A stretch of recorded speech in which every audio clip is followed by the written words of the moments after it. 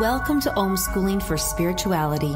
The Flow is a delightful mix of insight, divine inspiration, and humor, where wisdom meets earthiness to help your ongoing spiritual growth and transformation.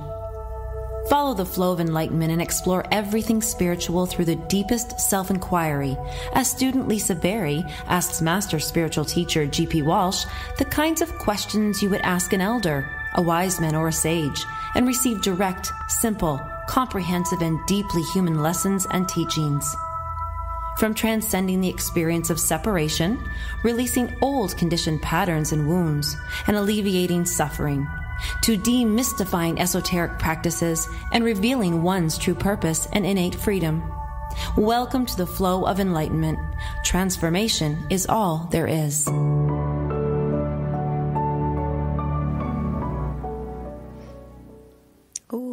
Welcome, everyone, and thank you for stepping into the flow of enlightenment. We're here with G.P. Walsh. I'm so excited that I get to be here with you with a master spiritual teacher as yourself. And, well, G.P., it couldn't get any earthier than today's topic, which is opinions. We all have them. Yes, we do.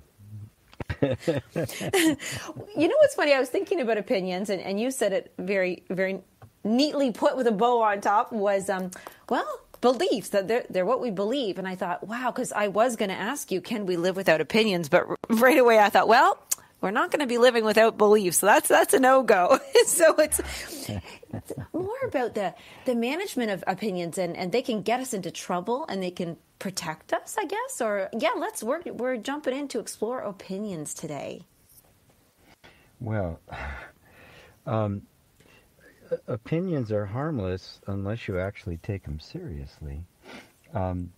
We all need to have kind of beliefs that we function under, right? Really, they're just conventions. They're agreements that people have. But the moment I think that my opinion is true and I start defending it, I'm just creating misery for myself and everybody else. The problem with holding any kind of belief is that it's not true. It's a belief. Right. And therefore it fluctuates, it changes with times and conditions and circumstances. And if we hold on to them, we just suffer interminably. But we do, because we're so identified with our beliefs, with our, be it political beliefs or economic beliefs or religious beliefs or cultural beliefs. We hold on to them to give us a sense of stability and a sense of safety. Mm-hmm. And we don't want to question them, because we think if we question them, we're questioning whether or not we're safe. They've become so intertwined with the very natural, desire of the human being to survive, to not die, that a threat to our beliefs it feels like it's a threat to our person. Yes. And in fact, it's not.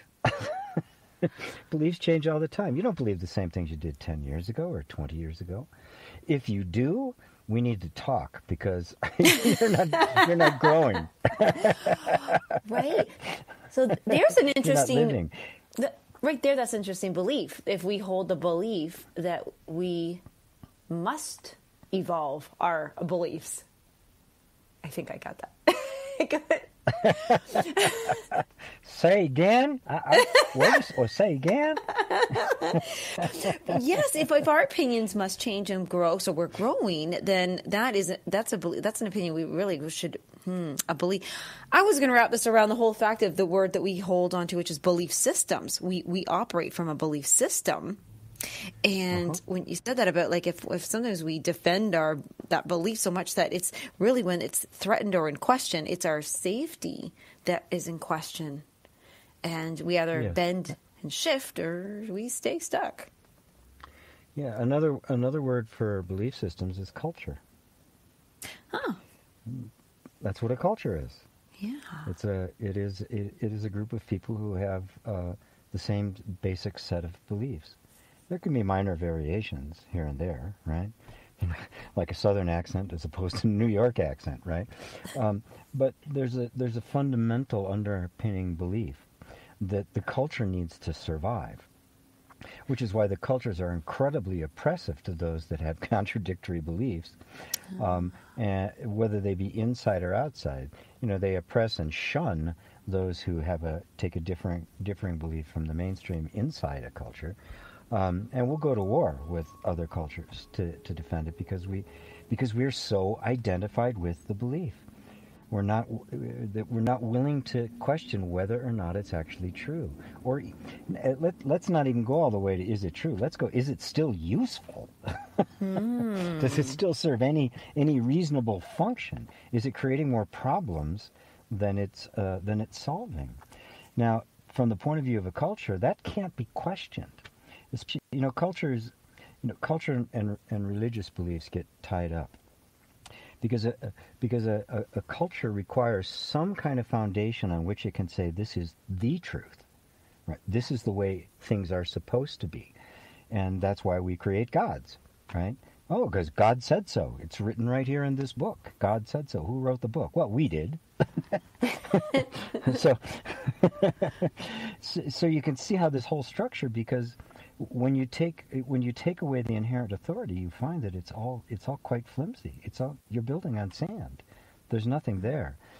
And it used to be, some kind of a god would impose it, and that went on for a while, or gods, right? There was just kind of the way of life, and then kings, which drew their authority from a god, which an ultimate authority. As kings began to diminish, systems took the place, political systems and economic systems and cultural systems, and now we're in a world that's just this complete mishmash of religious ideology and political ideology. And so you've got people, in the United States who think, well, God created this country. I mean, still trying to root what in fact was a bunch of rich guys sitting around trying to figure out how to protect their money, turns into, God's blessed, right? But this is how it works because we're seeking for that stability.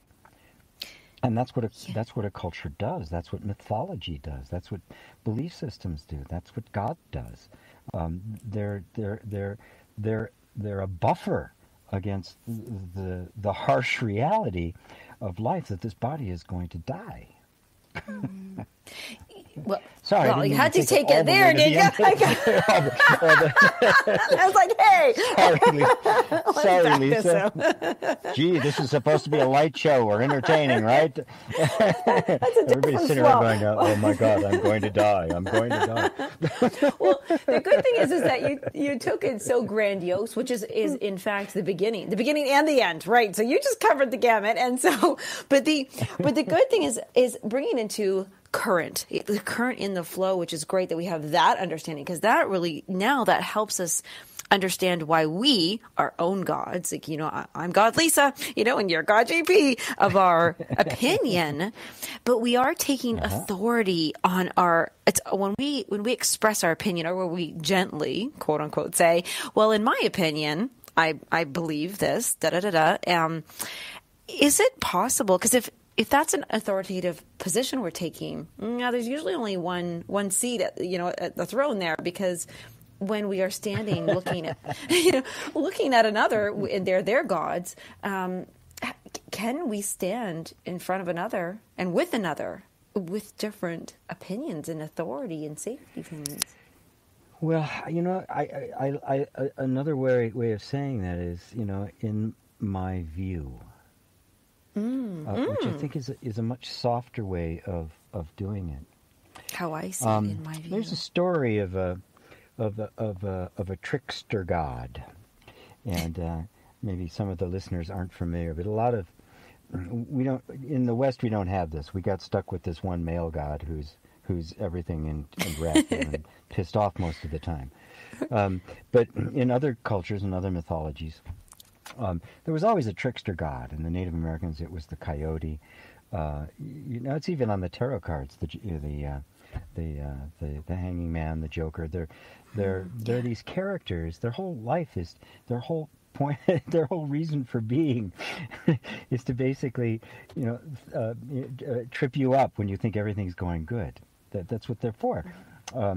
And there's one trickster god, and he wanted to play a trick. So he walked out. He had a hat. He made this hat, and one side of the hat, half the hat was red, and the other half was blue. And he walked down this road where there were two farmers on either side. And they watched him go by, and he waved to both of them, and he kept going. And then he walked out to the end, beyond where they could see him, hung out there for a while, turned around, and then turned the hat around. So the same farmer that saw the red saw it again, and the same farmer that saw the blue saw it again, and then walked by them once again. Well, later on, the two farmers are talking about, hey, did you see that guy? He was a very interesting-looking guy in the blue hat. Yeah, I saw him, but it was a red hat. What do you mean it was a red hat? It was a blue hat. No, it was a red hat. Arguing, and it comes to fisticuffs, and they get, they come get the two of them, they bring it to the judge, they want to, declare their case. And then the trickster god shows up and shows them the hat, right? If we see that no matter what I believe, I'm never seeing the whole picture. I can begin to open the inner space to go, my view is just a view. And this is what it looks like from here, right? Right. Now I'm a 68-year-old white male raised in what started as a rural area in Illinois and then became suburbs as the farms got all sold out. That was my experience. I was raised in the world of white male superiority. Right? That was the perspective I had until I began to question it. I began to see the impact that it had, and the effect it had. Even recently, the current riots, or not riots. I mean, they weren't riots. The protests, and then some of it went south, but most of it was just really peaceful protests about that the black people are treated quite differently than white people. And once again, I'm reminded of the fact that I have no concept of what it's like to be a black person in the United States. I have no concept of it. And for me to say, "Oh, I understand you," is arrogance. I don't. So all I can do is seek their view. Try to get walk a mile in their moccasins.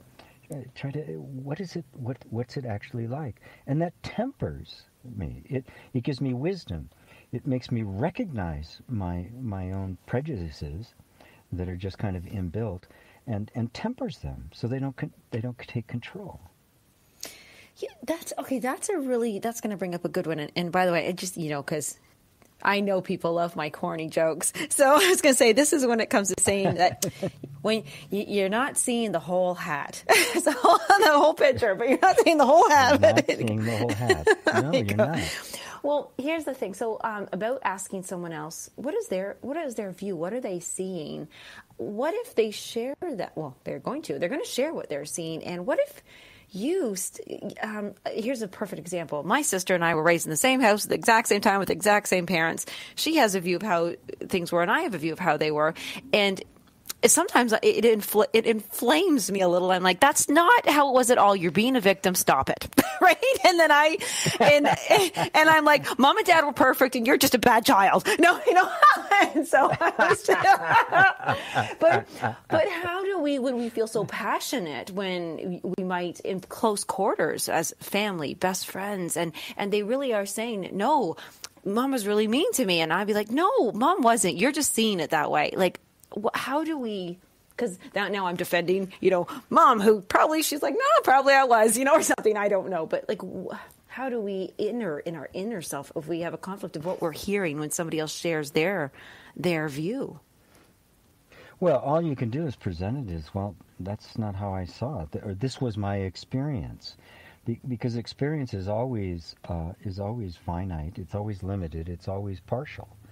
And, and our experience is always governed by past experiences. Two people living in the same household are not having the same experience. Correct, yeah. They're just simply not. Now, I don't care if you're identical twins, born doing everything the same, your clothes are all the same. You're not having the same experience. It's not possible. And if the person you're talking to is open to seeing a different perspective, well, a beautiful conversation, a very intimate conversation can take place. It goes back and forth. But here's the most important thing to realize. Nobody's perspective is correct. Right. Everybody's perspective is partial. Yes. And this is where it strikes right to the heart, where we want to hold on to it because we don't feel safe. The idea that I'm not seeing the whole picture makes me feel unsafe. The possibility that I could be wrong makes me feel unsafe, and so I'm going to cling to something. And sometimes that clinging can be so severe. A belief, when it's held really tightly, can become quite nasty, fundamentalist. A belief, when it's held despite all evidence to the contrary, that's called a delusion. Yes. I refuse to take in any information that contradicts it. Don't bother me with those silly, annoying facts. Okay. I mean, a good example is white supremacy, right? There's absolutely no foundation for it whatsoever. There's no evidence whatsoever. Right. And yet it's held to tightly by millions of people. Yeah, and that's actually a perfect place to just pause. Well, we have to sneak off to commercial because a lot of people right now, they're closed and hanging on. So right now, if you are listening and you are hanging on to something that might be causing you a little bit of grief and some struggle in your life, we first of all invite you to call in at 202-570-7057. Did I say that right? I hope so. We're going to repeat that when we come back after commercials here on The Flow of Enlightenment with G.P. Walsh and Lisa Berry.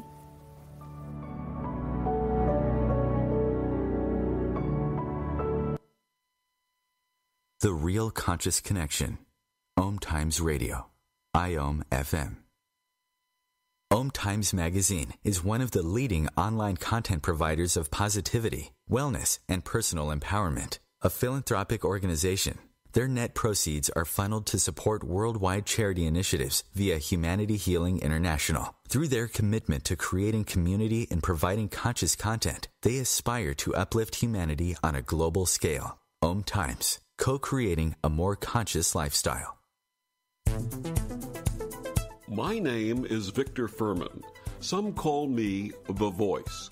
I've always been fascinated with human nature, spirituality, science, and the crossroads at which they meet. Join me Wednesdays at 8 p.m. Eastern on OMTimes Radio, and we'll explore these topics and so much more on Destination Unlimited. I am Fidel Mshombo. I was born in a city called the Bukavu in the Congo. We were a loving family, and then, boom, everything that I had disappeared in a single day. People think that when you are a refugee and they resettle you to America, and all your problems are done. They don't understand that that's the beginning of everything. I was not born a refugee. I was made one. It's time we welcome refugee families with open arms. Learn more at embracerefugees.org, brought to you by the Ad Council. Welcome them. Yes. Just can't. Ooh, we're having a not just a heated, but a very a spicy conversation here on The Flow of Enlightenment. And today, because I knew it too, the title, the theme about opinions, they lead to so much, and we can have light, fluffy opinions. I like cats, I like dogs. Well, that can go somewhere too. But I love what you were just saying on the break there, that some of these, they're not innocent and they're not harmless, which was a question I'm gonna ask you, GP, and I'm just gonna say the phone number because I couldn't read my writing. I was trying to go from memory there. If you're listening right now and you do hold an opinion, or you're struggling with somebody else's opinion, or perhaps along the way you've had some opposing opinions, and they've caused damage, and you'd like to repair that in your life, if that's even possible. We'll soon find out. We are inviting you to call in and ask GP, and that number is 202-570. Let me do it again. 202-570-7057, and that's OMTimes Radio. If you want to Google that and you think, oh my gosh, what is she saying this number? But GP, the question really is that what if somebody else's opinion, okay, or view, you have that view, I have this view, this is how it was, this is how it is, but it affects our environment, it affects our life. And I was going to use a light, fluffy one just to gently break in here. And my thing is that, say I'm living with somebody and they don't think the music is loud, and I do. I can't just say, well, that's your view, that's your opinion. I'm like, it's really loud, I can't think. So now I used a really light, fluffy one there. I wasn't talking about, encroaching on rights and freedom, but it kind of is, sound freedom. But when we take it that light and can see that it does affect us, how do we work with this? Well, I like the fact that you brought it down to that, because this is where you discovered it's in the everyday. Yeah, we can talk about white supremacy and stuff like that, national disagreements and things like that, which are big time on the news and stuff. But you and I live with it every single day. Right? Yeah. And something like that. Somebody likes headbanger music and somebody else likes classical music. There's nothing inherent. I like the music loud. I don't like I like the music soft. I like new age. I like rock and roll. Inherently, there's no problem with that, right? That's what you enjoy. Right. That's what you enjoy. No big deal, right? Yeah. But the moment you have to interact with somebody else, a whole different dynamic has to come into play. How do you find harmony between you? Yes. And that's the question. And whether it be over what kind of music or how loud it's going to be in your home, or between nations, the question should be, how do we find harmony? And that's not the question people ask. The question is, how do I assert the fact that I'm right over you? That's right. Right. The most courageous thing a human being can do is question their own assumptions. It is the most difficult thing and courageous thing one can do, because you're looking at the place where you have, you're looking at the place you've built your house, and you're checking for cracks and to find out if in fact the foundation has been laid in the sand. Yes. And we don't want to do that. We don't want to discover that. We don't want to endure the discomfort of having to say, you know what, I'm full of shit. Yeah. This isn't true. I've been acting as if it is and wondering why things aren't working. Because the fact of the matter is, when we hold a belief and it isn't true, it will betray itself. It will create some kind of discord or inharmony. And when that happens, we have two choices. We can either question the assumption, or we can hold on to it doggedly and become even more virulent about it. And that's actually what you see happening in the world today. The various kinds of opinions of, what economic or political system should be, or what religious system. They've just dug into the trenches, and they'll wipe each other out before they'll question the truth or falsity of what it is they're holding on. It has to start with you and me. The most powerful thing you could do is find a harmonious resolution with that one you're living with, who likes the loud rock and roll while you like soft new age. If you can find a harmonious resolution to that, you have opened up the door to reconciliation. That's how the whole world will have to reconcile. It has to be possible, my dear. If it's not, we're doomed. Right. So that's the commitment to it. Now, reconciliation. Can you? What does that word mean to most, and the truth of it? Well, is there always a winner, or there's no winner? It's just everybody wins. There is no winner. Yeah, yeah. If there's a winner, it's not a reconciliation; it's a conquest. A reconciliation is when two opposite positions find a common ground and work together. Oppositions, it's that yes. simple. Yes, they are in opposition, but the internal harmony is more important than winning. Because the only alternative, you either reconcile or you dominate by force. That's the only. There's no other choice. And you can see which way the world has chosen to go. Yeah. As you said there, you've dug yourself in a hole now. It often can feel that way, like a defeated hole, like, oh gosh, we're here, so we might as well go along with this way. But I like this if we take winning off the plate. It's not there. There's no choice. You don't get this as an option to win. It's reconciliation. It's like nuclear war. Nobody wins. It's the most ridiculous idea in the world. I won. I wiped out everything on the planet, including me. Yay, me. What? Some people believe that, actually. They do. They go, yay, me, I'm here, and I have power. So then we get into the power of our opinions, actually, are what fuels a false powerhood. Amen. Amen, sister, yes. And that's all media is the manipulation of belief. That's what it is from beginning to end. Except for the little bright spots, little show like on OMTimes radio where people are not trying to just dominate somebody, but to present real alternative points of view that are beneficial and will alleviate suffering. That's what this radio show and iAwesome, it was our sponsor, and I mean that's what they're about. But the dominant forces of media, that's not their position. Their position is to try to convince you of something you don't actually believe to be true.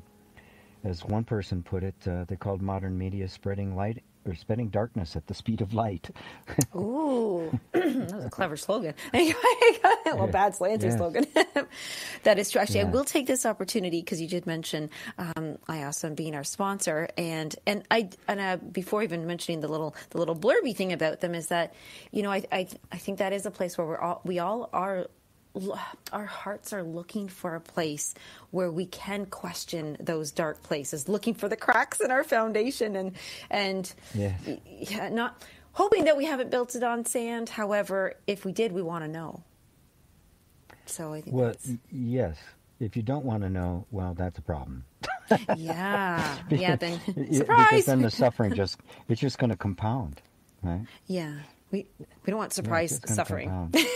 So I will share with everybody that, yes, iAwesome is our sponsor, and it stands for International Academy of Universal Self-Mastery, and questioning of yourself is part of how to self-master. So iAwesome is offering a space for people to connect with metaphysical concepts like this in an educational system supported by a social and community-based environment, with encouragement, empowerment, integrity, and love being the foundation of their online setting. They invite you to become a student today. We want you to go there today for your free student trial up till we launch our launch, which is Thursday, October 29th. So it's free up until then. Yeah. And then after that, honestly, it's just $9.99 a month, as in $9.99 a month. So we want you to pop on over to iAwesome, which is IAUSM, iAwesome.com, and sign up for the launch party and join us and celebrate with us and kick this off. Yeah, and people say it's $10 a month. Well, that's the price of not getting bombarded with advertising and have your personal information commandeered for marketing purposes. I think it's worth it myself. Yes, because that's what that's what Facebook and these things are. They're not your friend.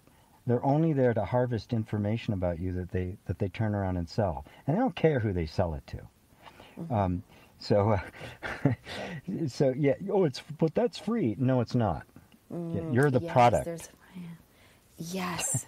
You're being sold. Yes. So to me, it's well worth it. It's like it's like that app you buy, in-app purchases, or you can upgrade and get the monthly thing, and you won't be bombarded with advertisement. Yes. It's just the world we live in. There has to be some kind of form of revenue. So either we sell information about you, or you say no. Here, You don't sell Yeah. information to me. You pay for your cable. You don't get commercials. It's really that simple. That's right. Yes. The one thing about the commercials, which this is just coming up right now, about choice, about suffering, about all these things. Do you know that I'm one of those? I can make a decision rather quickly. I need it, or I don't, or I just want it, and now how can I afford it, and all these things. But it actually causes myself. I feel a little bit of suffering whenever somebody asks me to buy something, because now I have to either say no to somebody, or I have to buy something and put money out maybe I didn't want to. So for me, I actually, I'm very stressed by commercials. I love commercials. I love especially the information ones. But whenever there's a product, I actually feel like, oh no, please don't try to sell me this. This is I'm suffering. I actually feel like I'm suffering. Like I just know it's coming. I have to make a choice or a decision. It's coming. I know it's coming. Yes. So that's just yes.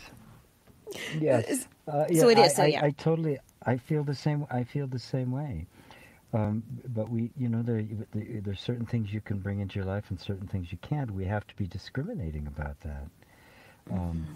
It's part of the whole opinion.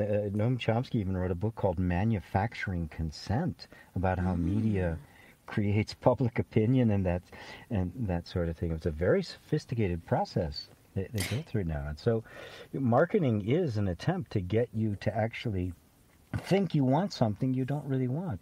It wants to undermine your rational process of saying, well, is this something I really need? Am I really going to make use of it? Is it worth the money I'd have to spend? Is there a better place to spend that money? And can I afford it even if I do decide I do want it? They want to bypass all of those things and just get you to say yes. Exactly. That's the pushiness. And you just said something awesome. You said public opinion, and that's our theme. So I was like, ooh, and there is a power. He tied it back. Good boy. It was fun. I felt like I was on like a football narration. But the power of the public opinion, its influence, and nobody what that's the thing, is that it's painful to feel separate. And so if the re-influence to everybody else is doing it, everybody else has got it and everything. And so now this opinion, I wonder how do we do a check-in with ourselves to find out if all of our opinions are even ours? Oh, wow. What a question. What a question. I mean, we just stop for a second and think how few people have even asked that. Yeah. They assume that these thoughts are going through my head. I believe them. Yeah. We never go, well, where did this actually come from? I often call that voice in your head the robot. That voice in your head is not your voice. That is the voice of conditioning. That is the stuff that has been instilled in you, starting with your parents and your immediate family and your culture and your church and the systems you live in. 99.99% of the thoughts you have are not yours. They have been instilled within you, and you've just not questioned it. Right. As I said, it is the most courageous thing to do to question opinions, because you're going to have to stand back and look at this parade of thoughts going on in your head that have formed a pattern, right, that you've gotten so used to, you're comfortable with.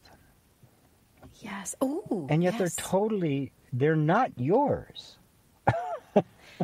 How do we know that? I could tell you. How do you know what is yours? Yeah. Like, okay, so we're questioning them. How do we question? How does questioning happen?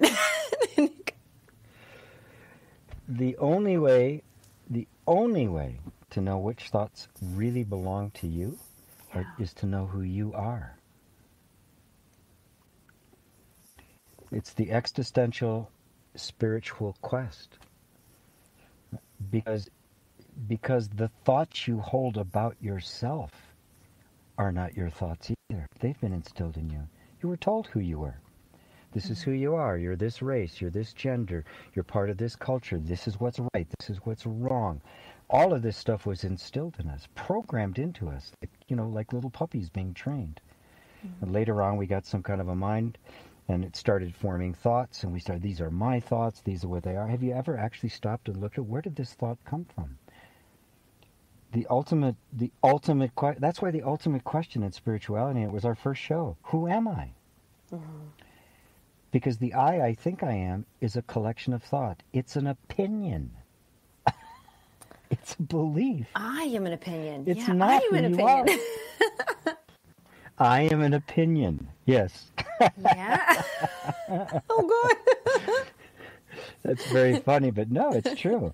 I'm an opinion. Yeah. I seem to be and a to everybody verb. else. There's just yes. Because look, I mean, do you know somebody else, or do you know your thoughts about that person? Exactly. Ha ha. Now, do you know yourself, or do you only know the thoughts about yourself? The opinion of yourself. Right. Oh my gosh, that was really deep and good because you turned that finger right around. Okay, yes, you don't know somebody, you know Stay your with thoughts me. about. Stay with me. Yeah. Sometimes you go, what? Yes. Yeah, I mean, we just kind of cut the jugular open. Yes. Yeah. You're morbid today. Sorry, these really aren't the best metaphors, are they? Oh gosh, I'm handling them well here. I'm getting panicky at the end, but then no, I like that one. If I can actually, it's so easy to look about how we see other people first, then to turn that finger and to question the same thing. But if I think I know somebody else and I go, well, no, I know the thoughts I have someone else, and then you said, well, do I know myself? Well, I know the thoughts I have of myself and the opinion of myself. And this is where the whole self-inquiry really gets juicy. And again, those little commercials are sneaking up. And so I just we do have a question from our listeners from earlier. They wrote this in prior to us starting the show, and it's a really good one. I think it's going to help a lot of people. So we're going to sneak away a commercial, but come on back. Call in if you'd like at 202-570-7057. That's OMTimes radio station. And you can ask your own question about opinions and anything around them when we come back on the Flow of Enlightenment.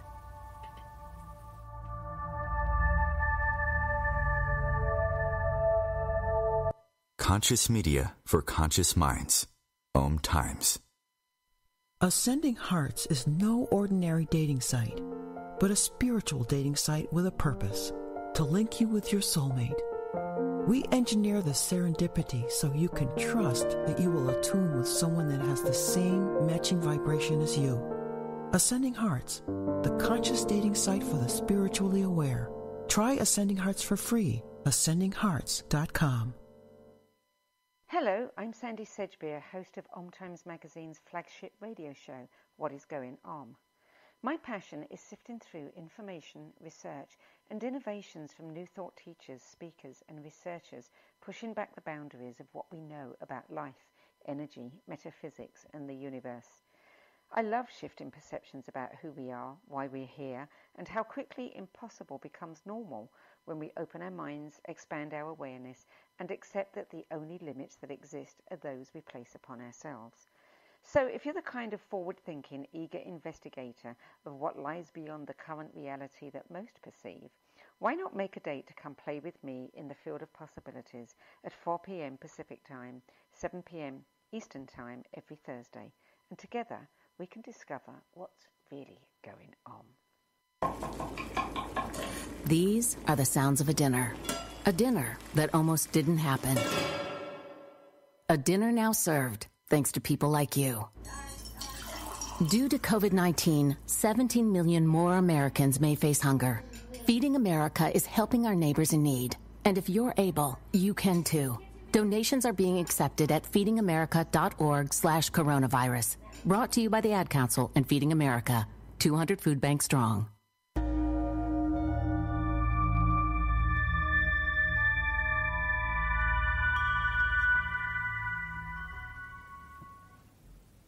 All right, everybody, welcome back. We're here with GP Walsh and myself, Lisa Berry. And GP, here we go. We're getting into the super practical.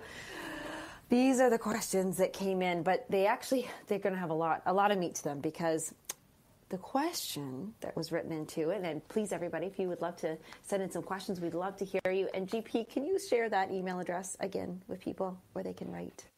Oh, yeah, just questions@gpwalsh.com. There you go. Super easy questions with Very simple questions at gpwalsh.com. Hey, I've got a question. There you go. Very simple. There you go. An opening line. Well, this question was, and I'm going to do it two-sided here. How do we repair damage done when two people have had opposing opinions or conflicting opinions and things have happened? Before I even say that, is there damage? Because I don't know that. Now I'm diving deep. Like, is it actually, would you call it damage? But how do they get back? We talked about reconciliation, but I think it's a little bit deeper is where we want to go with that, how to repair this. Well, that is the nature of reconciliation. And yes, there is damage, right? Mm-hmm. Because you're in an impasse. The intimacy has been lost. And, especially if it's a close relationship, the intimacy is everything. Without the intimacy, it becomes just kind of a matter of convenience or convention. And the whole spirit of it, the energy of it, the love of it, the passion of it gets lost. It's a problem, especially with romantic relationships. And these things can actually kill it. And it's because we're trying to maintain a position. It's very simple. In a reconciliation, I do this internally, where you do it with yourself. But the model that works in all relationship programs for couples is always the same. You start with listening, and not just listening, planning what you're going to say next, right? Right. Yes. or looking for fuel to tell them how wrong they are, but really listen. Shut up and listen, so that you hear them, you hear where they're coming from, you hear the import of it. So you hear with your heart, and you don't have to agree. Right? The opinions of the mind can be quite different, yet the unity of the heart can still be maintained. And that's what gets lost. When we hold on to the opinions in the head, then we lose that heart connection, because the opinions in the head will come and go. But a heart connection, if it's maintained, can last a lifetime. So these things are, to me, that's the tragedy. And we do the same thing to ourselves. We don't listen to ourselves. We don't listen to our feelings. We're too busy suppressing it or reframing it or trying to do self-help voodoo on it. Everything to fix ourselves rather than just listening to your own body, listening to your own emotions, listening to your own experience. That takes a level of authority and presence that isn't hard, but we're not taught to do it. Down to practicing again. It's a practice. It is. Just now, I always have to take it light because I think it's funny, but as easy, just to prove that opinions come and go. We choose differently sometimes. Sometimes we want pineapple on our pizza, and some days we absolutely couldn't even imagine it on there. So it's just, that goes to show that not that we're flighty, I don't mean that, but it depends on, at the time, our experience, our mood. Oh, yes, we are. The mind's totally flighty. What you wanted yesterday, the thing you were living, you just couldn't live without yesterday is on sale on eBay today. That's so true. We are flighty. It's okay. Be flighty. My God, if you're flighty, you're not fighting with anybody, right? That's true. When you hold on to something, you start the arguments. Oh, that's funny. If you're flighty, you're not fighting with anyone. That's awesome. It's the people who go, those people should not be flighty. Oh, yes. Those flighty people. They're ruining everything.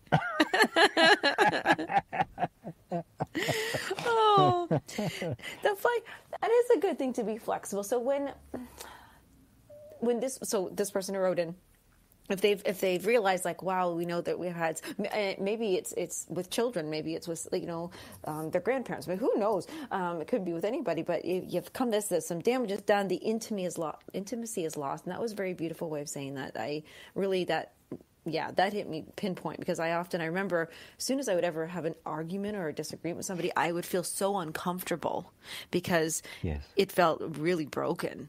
And I would take things really, I still probably do, take it really hard. And then it's like, all right, well, let's get back there. But it's, what are the steps are to listen? And I think we should start a new trend. I think that when people have to listen, they're not allowed to respond for 24 hours, so that you don't have to sit there and try to think of what you're saying in the next 30 seconds. It'd be like torturous. Yeah, that's right. No, that would be talk about torture. Yeah. Well, but that's the discipline, the willingness to listen. But you know what? Everyone knows when they're having a conversation, and they know if they're actually being listened to. You know it. You can feel it. There's a spaciousness. There's a loving acceptance, right? Even if there's a great deal of strife in the moment, so you feel it. You feel that I am being heard, and you know what? If I'm heard, I don't even need to be agreed with. I'm heard. Ooh. This is actually the same thing internally with your own feelings and the like. You wouldn't believe how much internal conflict you can dispose of if you just listen. Your body, the emotions, they're simply trying to be heard. Once they let go. Yes. Because you're the master, they're the servant. Their job is to make sure you've heard them. Your inner relationship with your inner world is no different than any intimate relationship in the outside world. Yes. They want to be heard. And once they're heard, they're good. Now you can do with it what you want. And there's a certain feeling that if that's the case and you feel heard, you can agree to disagree. Because the intimacy and the love is more important than a fucking opinion. Yeah. Yes. Yeah. I love that you said that. Agree to disagree, and when the intimacy is more important. And okay, I love that. If I'm heard, then I don't even need to be agreed with. And that's when those little kids, when they're so innocent and something's going on and they're scared, or the monster or this, and as long as they can tell you that they saw the monster, that's all. That's the most important thing. And you say, yes, you saw the monster, and they did. Yes, there are no monsters, right? It's like, what? But look in the closet, you idiot. You don't deny it. You acknowledge their experience is their experience. And it's only from there that you can bring somebody to a higher level of experience. Only from there. You can't bring somebody to a higher level of experience when you're denying the validity of the experience they're having now. Mm-hmm. Yes, validity, validate. So when we say to somebody, let's agree to disagree, or I disagree with you, we're not saying I'm denying what you're... Right. You're just saying, I haven't had that view, or I didn't see that side of the hat. I didn't see the red side, no. Right. And I really didn't. I had no experience of the blue hat. Right. Yes. I think everybody needs to hear the red blue hat story. Okay, everybody needs to listen to this show so they can have that story. Okay, and there's my big one too, validation. Should we rely on being validated to love ourselves with our opinions? You can validate you without validating the opinion. The opinion doesn't have to be true, right? People think, I'm validated when my opinion is validated. But the opinion is flighty. It's going to change. Why validate? Why? You don't have to. What we want is for ourselves to feel valid. If I feel valid, I'm perfectly willing to let go of an opinion because it doesn't affect me. I'm still here. I'm still fine. I'll have a different point of view. I'll have a broader perspective. I'll form some different ideas, and those are going to be nonsense too. Okay, cool. I'm validated. Right. Because the constant through all of the opinions is you. You're still there. You don't need to hold on to opinion to feel valid. Matter of fact, holding on to an opinion to feel valid will make you feel invalid, because we instinctively know that opinions aren't true. Mm-hmm. They're just a momentary point of view. There you so go. How can it possibly validate you? Right. Something deeper validates you. And those who right now are listening and thinking, gosh, wow, I'm not separate from my opinions. I have been feeling like, and I have believed up until now, that I have been my opinion. I'm waiting to be validated. I'm waiting to prove it. I'm waiting to convince the other that mine is right. Their steps now, they have a few steps to do here. Ooh, okay. Yeah, I'm not saying it's necessarily easy, and the more we have invested in these points of view, the more difficult it can be. But I am saying that it's an absolute necessity if you want to be happy. Opinions will never make you happy, because there's something you always have to defend. You want to be happy? Drop your opinions. Matter of fact, there's this very beautiful Zen saying. It says, don't seek enlightenment, just drop your opinions. Yes. Yeah. I love that. Yeah, drop the opinions. Do we, if we are operating from, if we're taking action because we hold these opinions, I'm just imagining right now, like I'm thinking, oh wow, if I was really honest and looked at my opinions and dropped them, I could very well be a completely different person in an hour. Is this where transformation occurs? Yep. It wouldn't take an hour either. That's a luxurious amount of time. Yeah. Oh. Could we everything you do is a result of your beliefs, you know.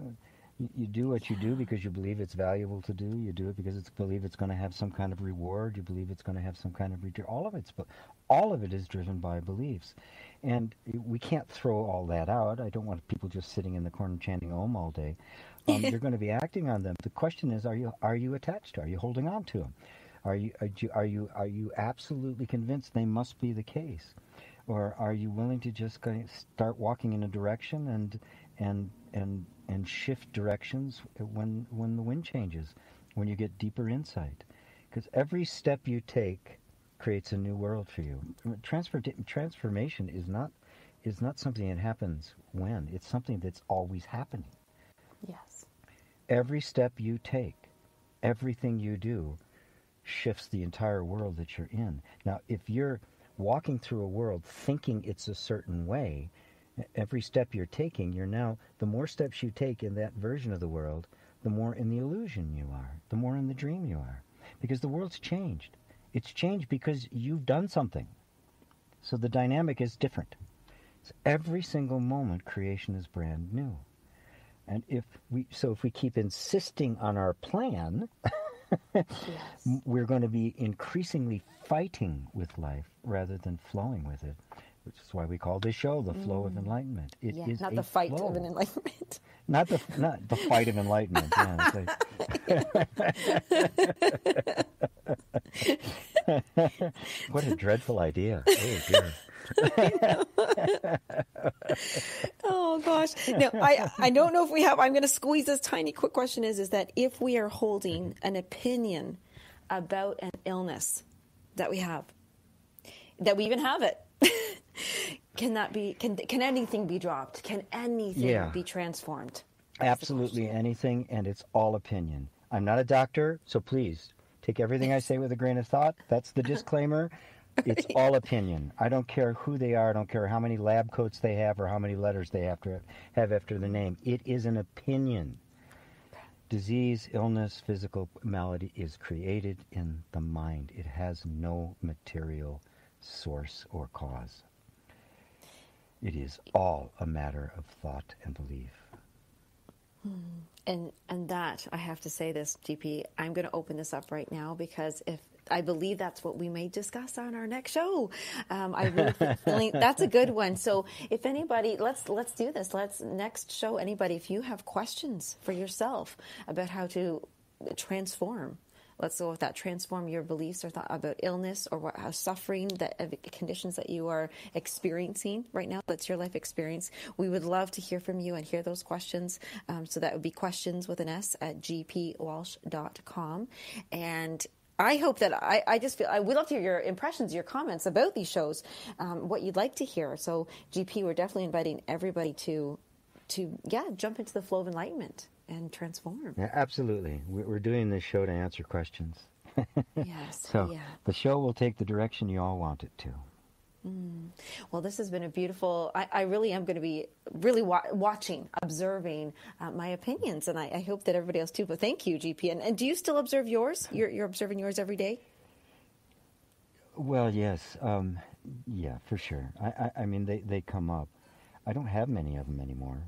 You've done a lot of work. Because I know that they're opinions, so they're more, it's not really an opinion, it's a convention. It's just a particular way of being in the world that is necessary at this time, and I know it's not true.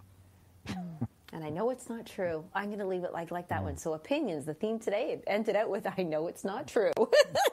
Well, thank you so much, GP. I just love this. We'll see everybody in 1 week today, Tuesday at 1 p.m. Eastern, here on OMTimes Radio, The Flow of Enlightenment. Thank you so much, GP. Thank you, Lisa. Bye, everybody. Bye-bye, everyone.